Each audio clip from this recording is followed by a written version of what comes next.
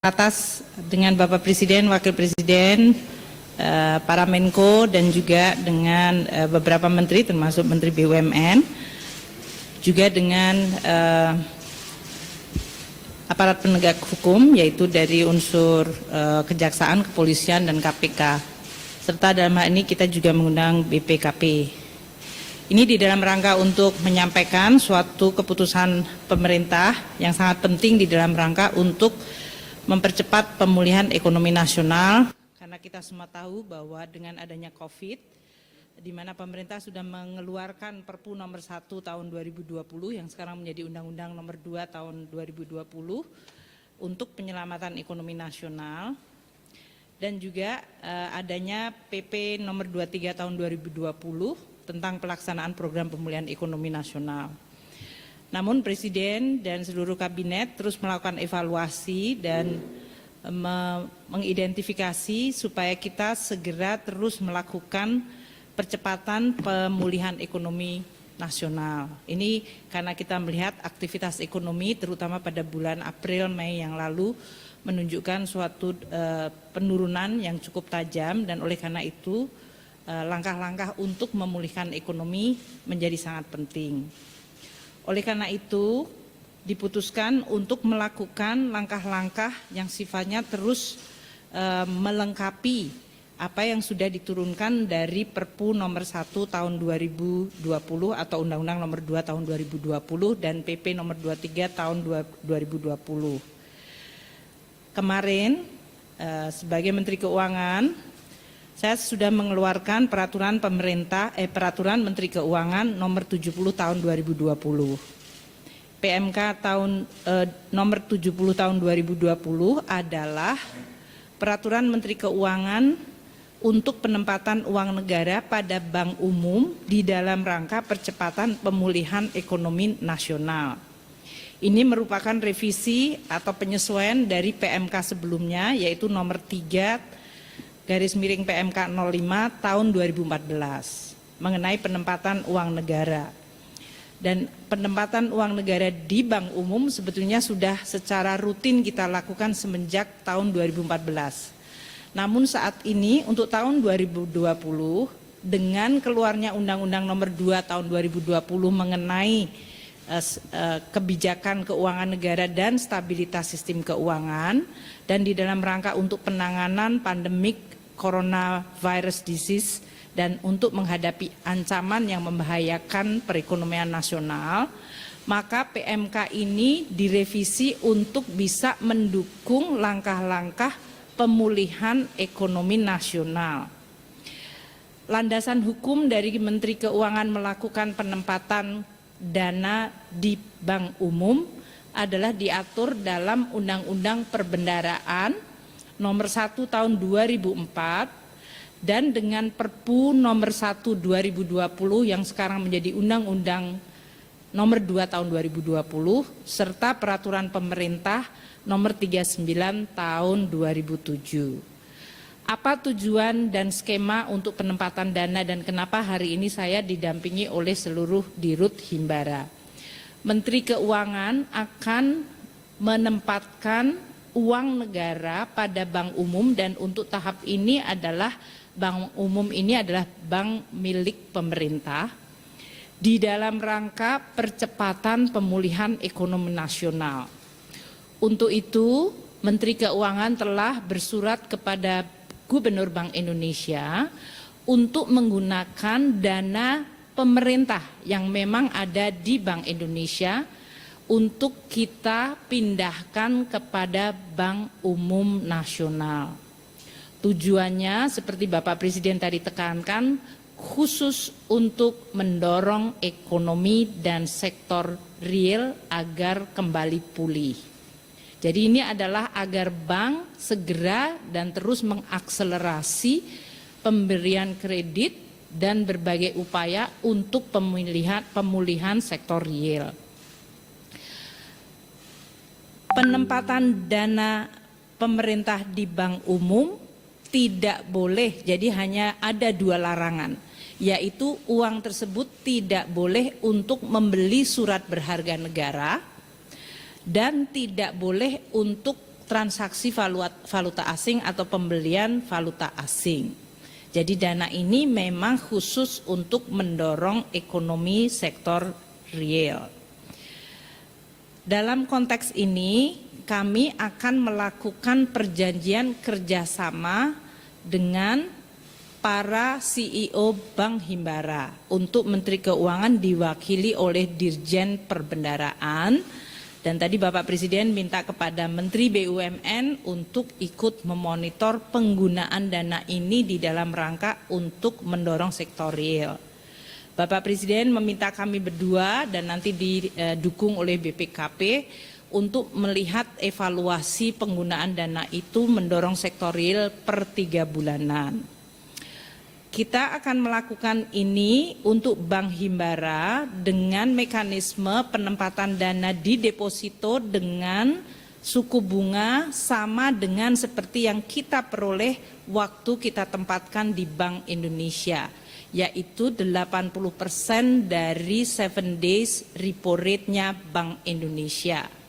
Suku bunga yang rendah ini diharapkan akan mampu mendorong bank-bank Himbara ini melakukan langkah-langkah untuk mendorong sektor real melalui kredit yang diberikan kepada para pengusaha dan dengan tingkat suku bunga yang juga lebih rendah. Kita akan melakukan terus evaluasi dari langkah-langkah ini. Bapak Presiden minta kepada kami untuk melakukan berbagai persiapan apabila langkah ini bisa betul-betul mendorong, kita bisa meningkatkan dana yang ditempatkan di bank umum, terutama bank-bank umum yang sehat, yang memiliki kemampuan untuk mendorong sektor real ke depan. Mungkin demikian yang bisa saya sampaikan, masing-masing mungkin CEO bank ini bisa menyampaikan penjelasannya kepada masyarakat atau kepada media. Untuk dana pertama ini kita tetapkan 30 triliun yang disampaikan atau ditetapkan untuk ditempatkan di bank-bank Himbara tersebut. Dan masing-masing tentu akan kemudian menyampaikan apa rencana untuk penggunaan dana tersebut di dalam rangka pemulihan sektor realnya. Demikian.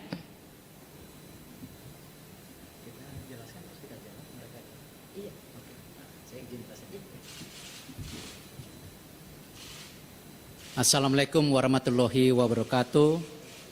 Tentu ini sebuah kepercayaan yang diberikan kepada pemerintah, kepada kami yang khususnya pada saat ini di Kementerian BUMN, karena kita tahu BUMN adalah sepertiga daripada pergerakan ekonomi nasional.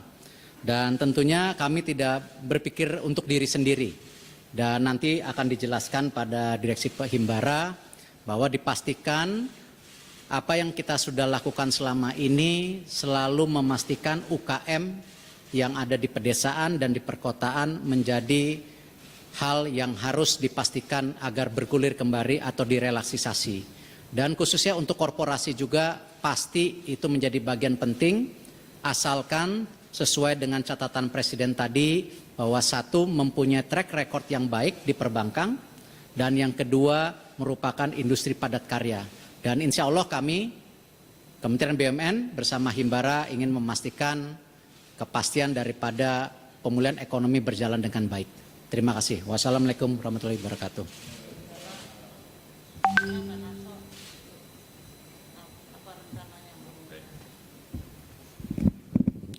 Terima kasih Bu. Assalamualaikum warahmatullahi wabarakatuh.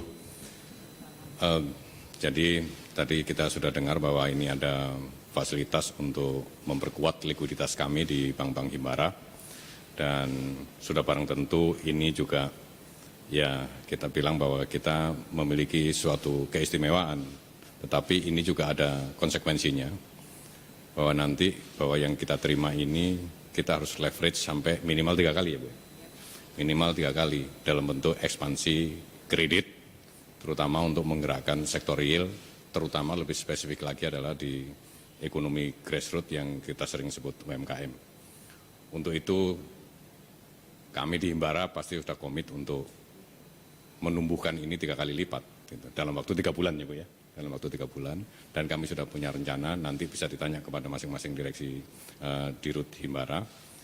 khusus untuk BRI saya sampaikan bahwa kita sudah punya rencana, berarti dalam 3 bulan kita harus tumbuh ataupun ekspansi, sebutlah kalau misalnya nanti kita dapat 10 triliun misalnya, maka dalam 3 bulan kita harus ekspansi 30 triliun.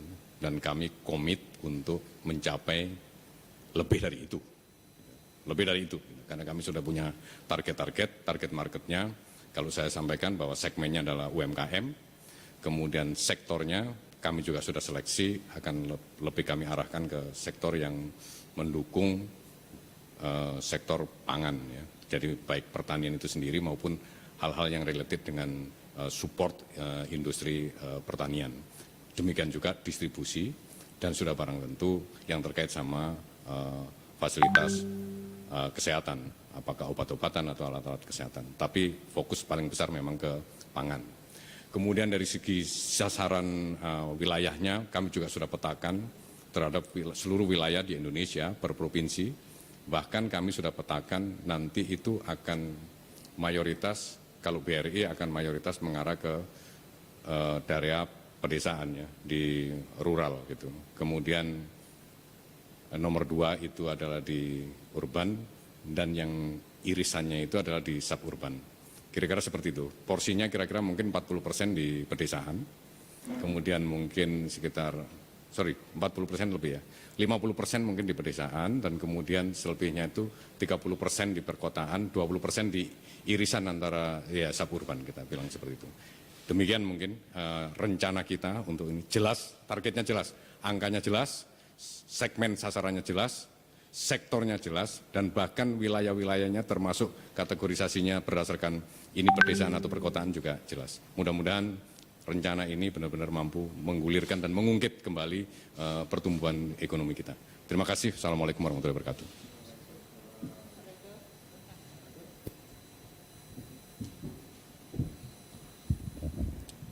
Assalamualaikum warahmatullahi wabarakatuh. Pertama-tama kami ucapkan terima kasih banyak ke Bu Menteri. Pemerintah dalam hal ini diwakili Bu Menteri, kita diberikan kesempatan untuk penempatan dana yang relatif murah itu. Jadi kita memang sudah mempersiapkan setelah kita melakukan resusasi, periode resusasi yang kita mulai dari akhir Maret sampai dengan Juni, kami juga sudah siap, Mandiri telah siap untuk melakukan ekspansi terutama di daerah-daerah memang yang yang punya kesempatan untuk diberikan pertumbuhan, terutama yang kami tuju adalah di daerah wisata yang akan segera mungkin akan dibuka, dan juga perdagangan dan sektor-sektor lain yang bisa menjadi tumpuan untuk supaya sektor UMKM itu bisa cepat pulih kembali. Saya demikian, terima kasih banyak.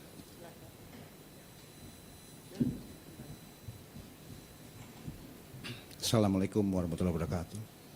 Tentunya kami berterima kasih diberi kepercayaan dari Ibu Menteri Keuangan dan tentunya Pak Menteri BUMN yang memberi penugasan kepada kami. Kami dari BNI sudah menyiapkan bahwa paling tidak kita akan memberikan prioritas kepada yang padat karya dan tentunya sektor ekonomi yang memberi stimulan yang lebih cepat untuk pertumbuhan ekonomi. Di samping saling mengisi irisan antara BRI, Mandiri, dan BTN. Saya kira demikian. Wassalamualaikum warahmatullahi wabarakatuh. Assalamualaikum warahmatullahi wabarakatuh. Kami mewakili Bank BTN juga tentunya memberikan apresiasi setinggi-tingginya kepada pemerintah Republik Indonesia yang memberikan kepercayaan kepada kami diwakili oleh Bu Menteri Keuangan dan juga Pak Menteri BUMN. Kami sebagai bank yang memang fokusnya adalah kepada sektor perumahan. Tentunya nanti seperti teman-teman yang lain yang tadi sudah menyampaikan bahwa komitmen kami dari dana yang ditempatkan akan melakukan ekspansi sampai dengan 3 kali dari jumlah yang ditempatkan di Bank BTN. Dan fokus kami nanti 40% akan disalurkan tentunya kepada KPR bersubsidi, di mana pada saat yang sama juga saat ini sedang berjalan paket stimulus kedua, di mana kami diberikan kepercayaan juga untuk bisa menyalurkan kurang lebih sekitar 146.000 rumah bersubsidi dan total yang nanti akan disalurkan sampai dengan akhir tahun diperkirakan sekitar 18 sampai dengan 20 triliun rupiah. Selain itu juga tentunya kredit konstruksi yang terkait dengan KPR bersubsidi dan juga untuk KPR non subsidi. Jadi kami optimis bahwa harapan yang ditaruh pada Bank BTN ini akan bisa terlaksana nanti. Demikian, terima kasih sekali lagi. Wassalamualaikum warahmatullahi wabarakatuh.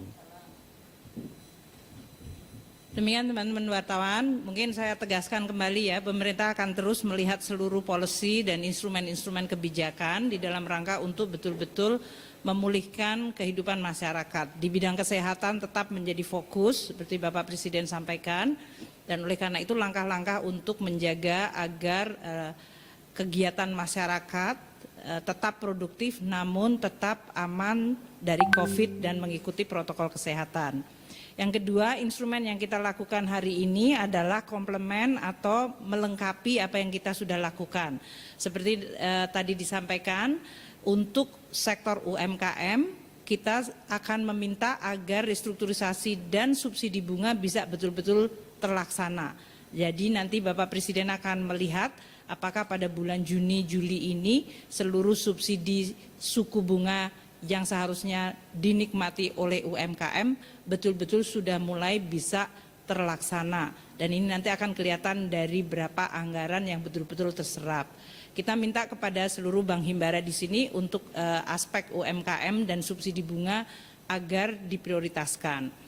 Yang ketiga, kita akan menggunakan seluruh belanja negara yang sudah dialokasikan. Bapak Presiden telah menandatangani revisi Perpres 54, yaitu postur anggaran yang defisitnya memang lebih besar, tapi itu untuk mendanai belanja-belanja baik untuk bansos, UMKM, insentif dunia usaha maupun dalam mendorong sektor keuangan perbankan dalam rangka mendorong sektor korporasi. Itu kita akan monitor secara sangat detail pada minggu per minggu agar mereka bisa betul-betul berjalan, sehingga kita harapkan kuartal ketiga ini nanti perekonomian kita sudah bisa mulai tumbuh dan bangkit kembali. Dengan demikian momentum pemulihan ekonomi dapat mulai terjaga dan kita bisa jaga terus hingga tahun depan. Meskipun tentu kita paham COVID masih memberikan tambahan risiko terhadap langkah pemulihan tersebut. Demikian, terima kasih kepada seluruh media. Nggak usah ada tanya jawab ya. Terima kasih. Wassalamualaikum warahmatullahi wabarakatuh.